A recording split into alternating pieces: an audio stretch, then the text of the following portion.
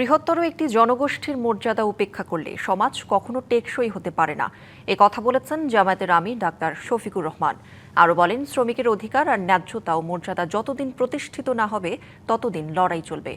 আন্তর্জাতিক শ্রমিক দিবস উপলক্ষে রাজধানীর বায়তুল মোকাররম মসজিদের দক্ষিণ গেটে জামায়াতে ইসলামীর অঙ্গ সংগঠন শ্রমিক কল্যাণ ফেডারেশনের আয়োজনে শ্রমিক সমাবেশে এসব কথা বলেন তিনি।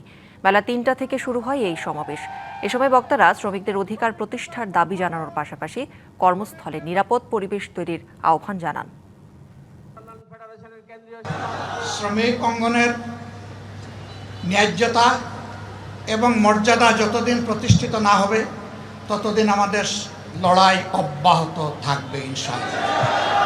এদেশে মালিক এবং শ্রমিকের পারস্পরিক সৌহার্দ্যপূর্ণ একটা বোঝাপড়ার জায়গা তৈরি হোক, যাতে উভয়ই লাভবান হয়।